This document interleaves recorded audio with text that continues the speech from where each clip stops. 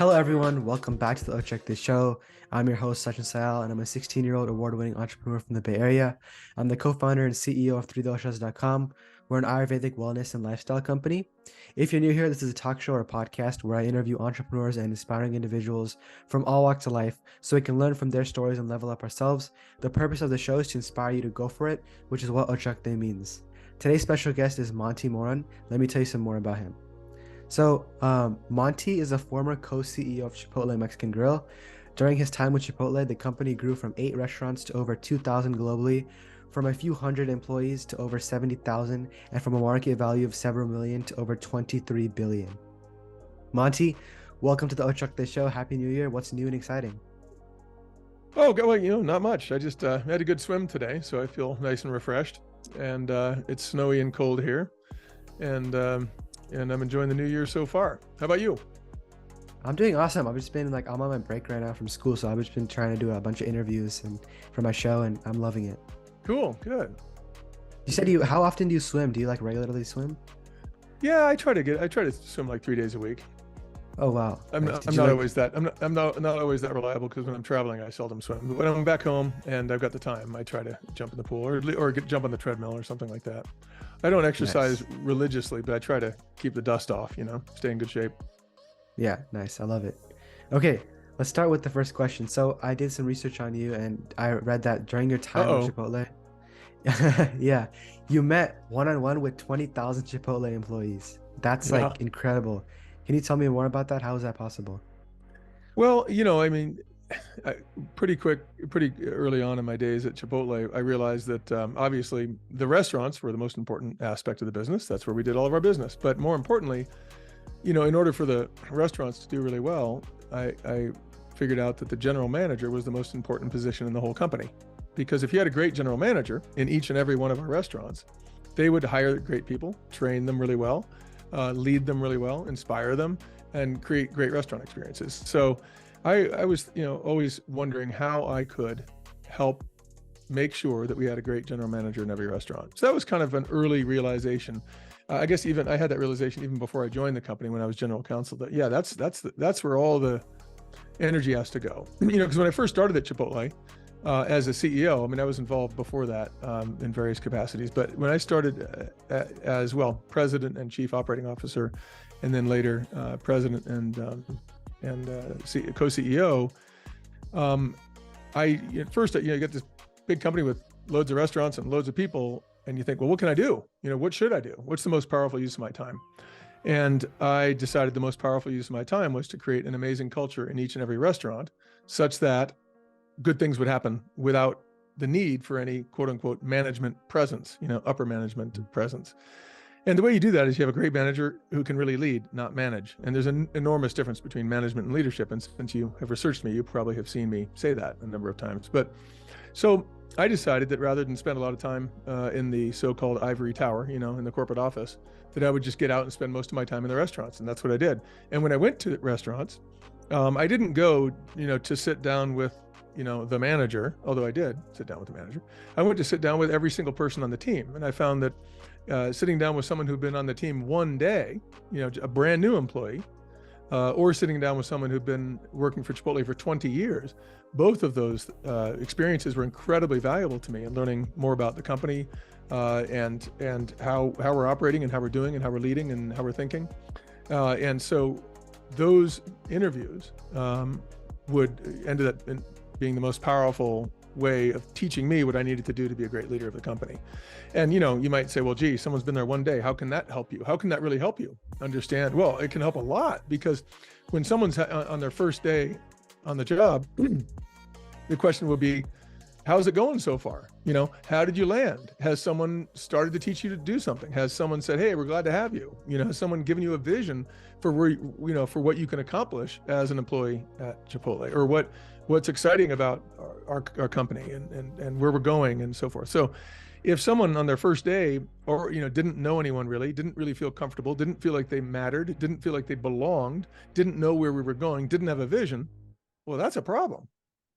Conversely, if they were excited and had a vision and said, yeah, I love this place. I already know the people. They've really embraced me. I'm excited. I'm already I'm already learning how to cut onions, and I'm learning how to calibrate the grill and grill chicken or whatever.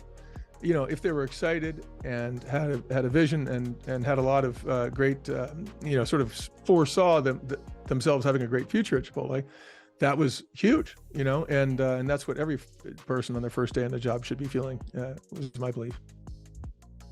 Most CEOs don't do that, so I think it's pretty cool that you were able to do that.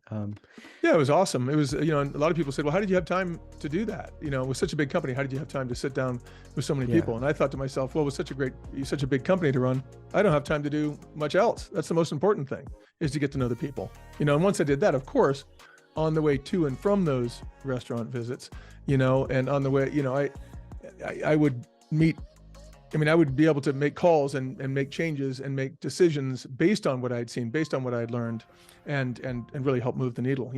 The show Undercover Boss, right? Yeah. Yeah. So this idea of, what's the basic notion of that show? Like, what makes it fun to watch? Well, what makes it fun to watch, I've seen a couple episodes, not many, but the idea really is you take the boss, usually the CEO, and you put like a mustache and long hair or whatever. Or if it's a woman, you change her face or makeup such that you can't identify who they are. And then they go in, and inevitably what they discover is angry employees who are grousing about the place and don't like working there and are complaining. And that makes it interesting, right? Because the CEO is hearing directly, what all these people are saying about the company. A lot of times really negative things. And from that, the CEO learns stuff. But to me, I thought, in fact, I was approached by some people associated with the Undercover Boss show, and they wanted to put me on it. And I told them, well, that's great and that's fine, but it wouldn't work. And they said, well, why not? And I said, because everyone's going to recognize me, even with the makeup and all that, because I've spent so much time with so many people. And also the notion that the boss wouldn't know what's going on, to me, that's absurd. That means the boss is failing miserably in their leadership, because if you don't know the people who work for you, how can they possibly be inspired by you? How can they possibly think that you care about them? And if they don't think you care about them, why would they want to work hard for the vision that you've set for them? So anyway, it's I was the not undercover boss who was in the restaurants talking. And also it was just fun, by the way. We had so many brilliant people. I always feel like you learn so much I learn so much from each and every person I meet. Doesn't matter who they are. And I wouldn't say I learn more from CEOs than I do from, someone who's a high school student. I could learn as much from you as I could learn from a CEO. You got just as much to teach me. You're just a different phase in life. Yeah, that's exactly how it works. And I think what you've done is incredible for Chipotle. And I actually just got Chipotle last night, so I love Chipotle too. Oh, good. I'm glad you like it. Yeah. So let's talk about your book. Why did you name it Love is Free, Guac is Extra? Well, I think that anyone who goes to Chipotle a lot hears guac is extra. It's something that if someone asks for guac is extra, okay? Guac is extra, okay? And it became, I don't know, a bit of a sort of an iconic statement that you can, if you Google guac is extra, people laugh about how anyone who goes to Chipotle knows that that's said all the time. So, I can't claim credit for the title. David Chrisman, who I believe you've spoken to, who works with me. Times. Yeah. So he came up with the name of the book, actually, although it was Guac is Extra, Love is Free. And then one of my son's friends saw a mock-up of the book Guac is Extra, Love is Free sitting on my counter at home before the book was done. And he said, so is that the title of the book? I'm like, yeah. And he goes, cool. And I go, do you like it? And he goes, yeah, maybe reverse it though. And then he walked off. And just by that quick suggestion, I said, Dave, well, hey, Johnny thought maybe we should reverse it, say, love is free, guac is extra. What do you think? And Dave's like, yeah, I like that. And so, this word love is actually a big deal to me, not the word so much, but what it stands for in my mind. And, the fact is love, which is the most powerful force in the world, is something that not only is incredibly powerful, but is free. And there's an infinite amount of it. And so why not harness that power to lead people powerfully? And so that's why the book has the word love in it, or the title. Nice. The book has the word love in it many times. The title has it once. Cool. Let's go to the next question. What is one thing you think people misunderstand about the food business? What's one thing that people misunderstand about the food business? All right, actually, here's another way to ask it. Like, if someone wanted to start a restaurant, what would you tell them? Yeah. Well, I guess what I would say is, while you might be able to get away with, selling very, very inexpensive food, inexpensive ingredients, or poorly prepared ingredients, and you might get people to to eat it. I think that, really bringing an incredible amount of focus to the quality of your food and trying to produce something that's really, really special, even if it is inexpensive, like at Chipotle, is incredibly, incredibly powerful and profoundly important. I wouldn't want someone to set about, sort of duplicating many of the restaurants that exist out there. I would want anyone starting a restaurant company to try to change something about food culture, to go about it for a reason, not just to make money, but to actually provide an experience that people can't easily get. And so with Chipotle, that's exactly what we were doing. I mean, at that time, when Chipotle started, I think it's fair to say that the term fast food was generally thought to be a negative thing, right? What is fast food? And even today, what's fast food? Well, it's unhealthy. It's cheap, but not just cheap to buy, it's also cheap to produce, right? Poor ingredients, perhaps from animals that aren't well raised or well treated, from produce that is not raised with an eye towards environmental stewardship. It's not a respectful meal typically. It's something you can eat quickly. You don't eat it. You don't eat it in a sacred way with people in sort of a serious way. You don't take it seriously. It's like, let's get full and go. Let's get full and go. It's not something that is nuanced or has depth. It's something, maybe a guilty pleasure, you might say. It's got a lot of tastes, like maybe sugars or just sort of fats, or there's some taste that people kind of like, but they're not in a balance where it's delicious. It's just sort of okay. And so I think that the word fast food is almost always said in the pejorative, in a negative sense. Fast food is lousy food, but hey, I'm in a hurry. So what we tried to do at Chipotle is make fast food, something that was super, super delicious, raised with an eye towards environmental stewardship, animal husbandry, really excellent raw ingredients, organics where possible, and just terrific attention to the actual ingredients that we were using, and also prepared in a way, like an excellent chef would prepare a meal in a great restaurant, but just find a way to do it quickly. So we wanted to prove that just because it's fast food doesn't mean it has to be a traditional fast food experience. Just because it's fast food doesn't mean it can't be something excellent. Just because it's inexpensive doesn't mean it can't be something that's delicious, respectful, and truly nutritious, and not just for the customer who's eating it, but for the entire supply chain that produces it. So if you're going to do something, not just a restaurant, but any business, don't do it to make money. Do it to do something excellent. Do it to do something special. Do it to serve people in some special way. And if you do that, rather than try to make money, ironically, that's how you'll make a lot of money, because you'll provide a service that people really, really want, that they cherish, that matters to them, that makes them feel respected.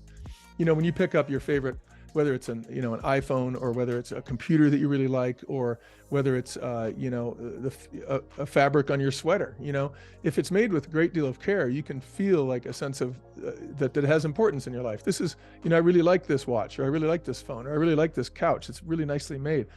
But if you're sitting on something that's just a cheapened experience, you sort of notice it. It doesn't feel as good.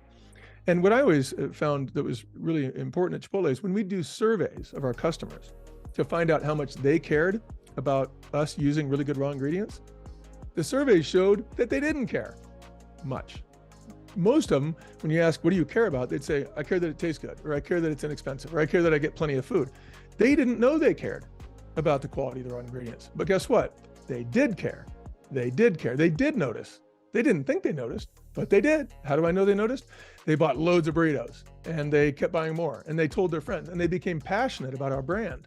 People don't typically become passionate about a brand where no one really cared about the product. When they produced it, they just wanted to make money off it, for example, or they wanted to make it as cheap as possible and sell it for the most they could. We didn't sell our food for the most we could. We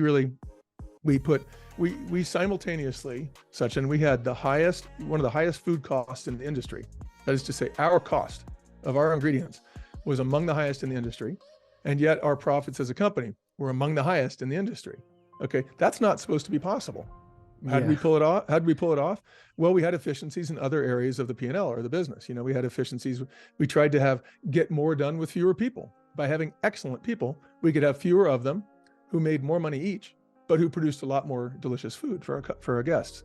We try to be really sensible and smart about the way we built the buildings. We try to be sensible and smart about the way we purchased equipment that would last. Even if it would cost more money to buy the equipment, we'd buy equipment that would last for a long time. So we tried to make a lot of really smart decisions so that we could simultaneously have a lot of extra money to spend on the best quality ingredients and still be able to sell them for less than most of our competitors in such a way that the value is huge. So we were one of the when we had folks do research on us, we found that we scored as high or higher than some of the famous fast food brands on value, okay, while scoring way higher on quality, But to score as well as a fast food concept on value, that's hard, right? Because the fast food model is all about value, cheap, 99 cent this or 99 cent that. We weren't, but the overall cost of our product was at parity with traditional fast food, while the quality of the product, the quality of what we were doing was much, much higher.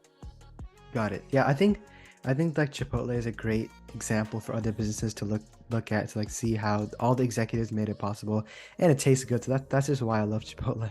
Yeah. Good. So Monty, you're an entrepreneur, you're an author, you're a filmmaker, you're a pilot, and I think you also have a JD. That's extraordinary. How are you able to like be so many things? Well, I think all of us are many, many things, right? I just happen to, first of all, I'm a little older than you, so I've got a head start. But a lot older than you, I guess, as it turns out. I think I'm 40 years older than you. But, I guess I just, throughout my life, I've really tried to just really throw myself at the things that interest me, and, I know that when I got, to address them in some degree, some sort of order, when I got out of college, I worked a job for a while at an insurance company. And in that job, I had the ability to meet with or work with a lot of lawyers because I needed to hire lawyers sometimes for my job. And when I met with these lawyers, I would ask them, what do you do? How do you do it? And I'd see them work. And I thought, God, I could do that. And I envisioned ways that I thought maybe I could do it really well, maybe even better than the people I was hiring. So I thought, yeah, maybe I could do that. And so I went to law school and I found it incredibly interesting. I just thought it was interesting. I liked it. I mean, it was hard and it wasn't all, it wasn't all rainbows and unicorns. I mean, it was hard and it was competitive. And sometimes I wasn't in the mood, to study, and I had to. So it was hard, and I had to sacrifice a lot of, I couldn't surf as much, couldn't go out drinking with the buddies as much. But, I tried to keep my life in balance, but I really, really liked it. And by the time I got out, I was excited to be a lawyer. And when I was a lawyer, I was really excited about it because there was so much fun and so much to be learned and so much to be accomplished, and also so many ways to help people with that degree. You can really help people with a law degree. And I found through working as a lawyer and ultimately becoming a partner and ultimately becoming the chief executive officer of a law firm, through that process, I really learned to lead people, and I learned how thrilling it was to be able to be the source of someone else being at their best.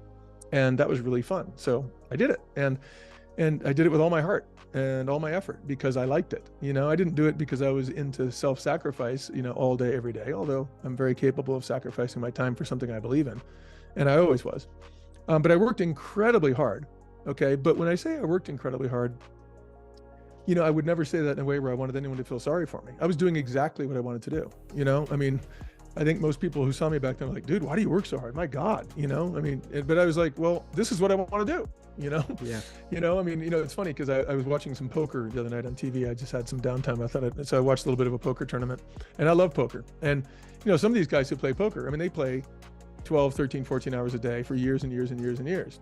But I don't think many people say, why do you work so hard to them? Right? Because it's called playing poker, right? It's in the title, it says it's play, but that's work for them, isn't it? It's just that's what they're good at. They make money doing it and they're interested in it and it's fun for them. And they aren't thinking they're working too hard when they're, in the middle of a poker hand, they're just thinking, how do I do this? Right? They're in it. They're in that game. And, when I was a lawyer, I wasn't thinking, okay, God, I'm working hard. I was thinking, okay, how do I make this brief better? How do I make this argument better? How do I win my trial tomorrow? Tomorrow for a mediation, how do I go in there and really set my client up to make sure their story is well understood and that they can get a great result? That's what I was thinking of. So I didn't really think of it as hard work. And then, really it was when Steve Ells, who was the founder of Chipotle, he saw the culture that we had at the law firm and asked, hey, how did you create this culture? This is amazing. These people are happy and they're working hard and they seem really invigorated. And in time, I spent the time to tell them how I did it. And then he said, come to Chipotle. And after many years of talking about that, I did. And when I went to Chipotle, once again, I wasn't like, gee, I'm going to work hard. I just said, wow, there's things that need to be done. There's things that can be improved about this company. There's ways that we can run it better. There's ways I can lead better. There's ways I can empower thousands and thousands of people to be at their best, to be inspired, to be doing something that they really love doing in a way that, and they can do it better. And we can have better restaurants that serve better ingredients to happier customers and happier employees. And this can be fun and this can be better, And I got swept up in trying to make, and build the very best culture I could to empower top performing people to achieve very, very high standards, which would lead to an incredibly powerful brand. And it was great, great fun. And, did I work hard? Super hard. Did it feel like a great sacrifice? No, it felt like a natural blossoming of my talent and abilities, and I think, when I retired from Chipotle, I'd always wanted to be a pilot. So I was like, took lessons and it was fun. And I became a pilot, and then I wrote the book because tons and tons of people had always been, telling me, hey, if you write a book, I'll throw away all my other leadership books and just read yours. So can you please write a book? So one guy said that. I thought it was very nice. And people would ask me, how'd you do it? How'd you do it? And I thought, well, all right. I've got time now. I'll sort of tell the story. And the feedback from the book has been extraordinary. And that's been really nice. And it's been nice. I think that a lot of people have maybe gotten something out of it and maybe been able to lead a little bit better in their own lives. So I guess everything I've ever done, I've done with a lot of passion because it's been what I wanted to do. I see a lot of people in jobs where they're like, I hate my job, man, but I gotta go to work, and it's, someone might say, well, gee, Monty, it's easy for you to like your job, CEO of Chipotle. That's pretty cool. But keep in mind, that wasn't my first job, Sachin. I mean, I worked as a janitor, I talk about this in the book. I worked as a janitor. I worked as a dishwasher. I worked as a waiter. I worked as a car part salesman. I worked as a mechanic, and I worked in a senior citizens home. I mean, I loved every one of these. I worked in another job where I was putting pliers, handles, hot handles on pliers over and over, like be done by a machine now probably, but this was, 40 years ago or so, or 43 or 4 years ago. And, but anyway, I loved every one of those jobs. I thought they were interesting. I thought they were fun. And even in the most mundane tasks, there's a way to try to do them really well, maybe do them a little faster, maybe do them a little better, and sort of challenge yourself to grow every day. And so I think if anyone just looks at each day as a chance to do the very best they can at whatever it is that's in front of them, even if it's a quote unquote lousy job. Well, if you got a lousy job, okay, we'll go in and just hit the ball out of the park at your lousy job. If it's a lousy job, maybe it's going to be even easier for you to just really stand out as excellent. Have you ever gone into a fast food restaurant and had someone give you great service? I mean, I have. I've gone into like a McDonald's or a Burger King. Usually you don't get great service. Usually it's like, okay, next, can I help you? What do you want? Okay.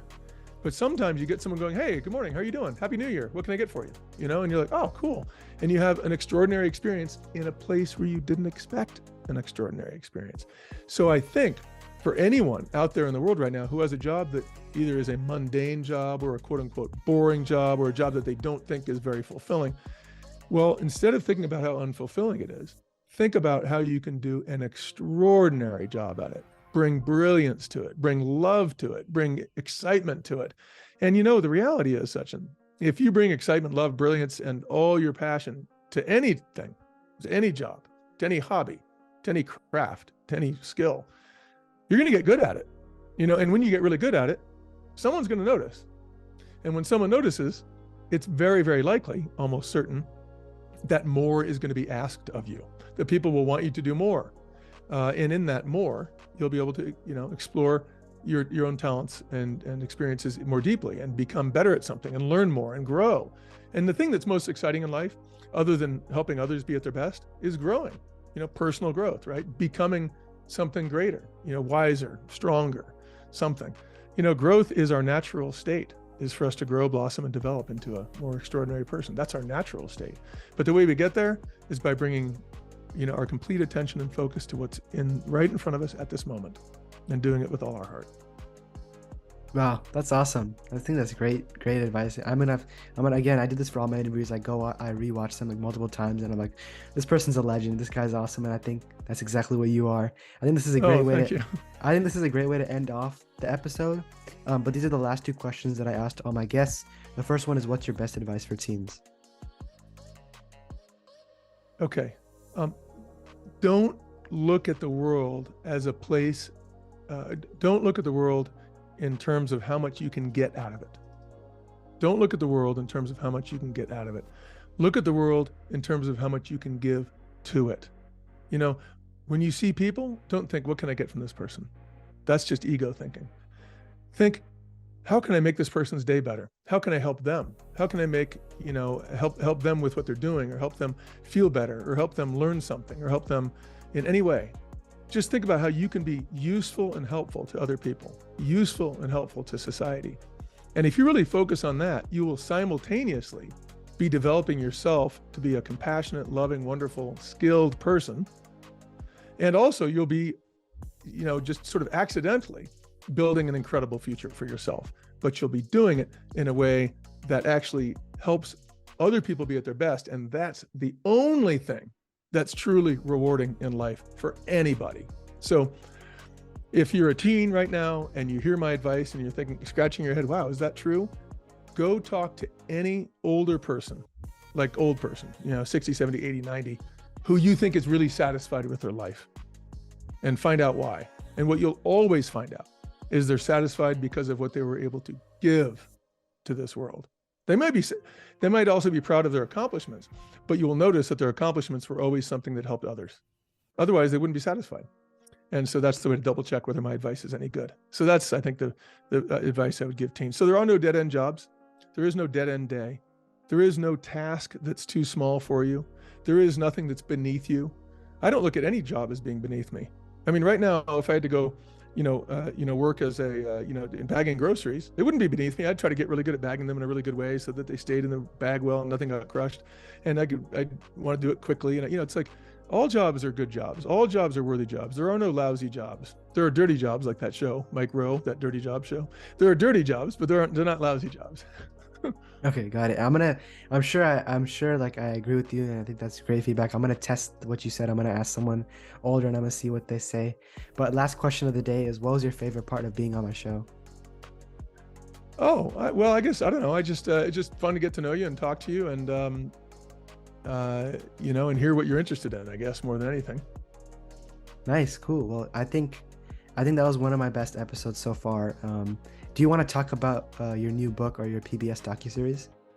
Well, I mean, sure. So my new book isn't out yet, but it will be out soon. It's going to be called "No One Is a Stranger," and really, it's really about love. It's kind of, when I wrote "Love is Free, Guac is Extra." It's about, basically, that's about leading by really caring about your people, by loving your people, and by helping elevate them to be the best version of themselves. That's what the first book is about. But when I wrote the first book, it was way too long and I had to cut a lot out. And the stuff I cut out really is a lot of what led to my second book, which is really about what love really means and how it should be the central tenet of our lives. So hopefully people will really enjoy that. The feedback I've gotten from early copies has been wonderful, so hopefully they will. And the documentary, which is called Connected, A Search for Unity, which was on PBS. We did 2 seasons of that documentary. It was very, very well received. It was really fun. I went out throughout the United States and also Canada, and just interviewed people from different walks of life, trying to bring forward the brilliance and wisdom of people who might have otherwise been unseen or unheard by most people. And I'll tell you, the moral of the story is, if you go out and meet people in this country, if you go meet if you could somehow meet everyone in the country and talk to them, or even a huge cross section, as I did, meeting hundreds and hundreds of people and talking to them and learning who they really are and what they're about, what you will learn pretty quickly, Sachin, is that this country is not divided. It is not a divided nation. It is not primarily Republican and Democrat, even if those are the parties. It's primarily people who care about each other, who are cooperative, who are helping each other, who love each other. This country is very united. It's not united in terms of the leadership very well right now, unfortunately. It's not united in terms of what we see in the media. It's not united in terms of what a lot of the top forces who put media in front of us are trying to illustrate. But the reality is, of the 330 million people in this country, there's an enormous amount of unity. And that unity is really the unity of love, the unity of caring for each other, the unity of the satisfaction that each person finds in trying to be useful and helpful to the people and to the world around them. And it's a beautiful conclusion. And I was hoping I would reach that conclusion, but I didn't know for sure on my documentary, but I certainly did. And I think that's really well evidenced by the people who are basically the stars of that episode, which is every single person I talked to. Nice. Yeah, I saw the trailer. That was such a cool trailer for the series. And I also created a short film too, and I need to like learn from you because I need to take my game to the next level with that too. So Cool. Yeah. Well, hopefully you'll have a chance to watch the rest of the episodes, and you have to let me know what you think. Okay. okay. Well guys, make sure to hit the subscribe button and I'll see you guys next time.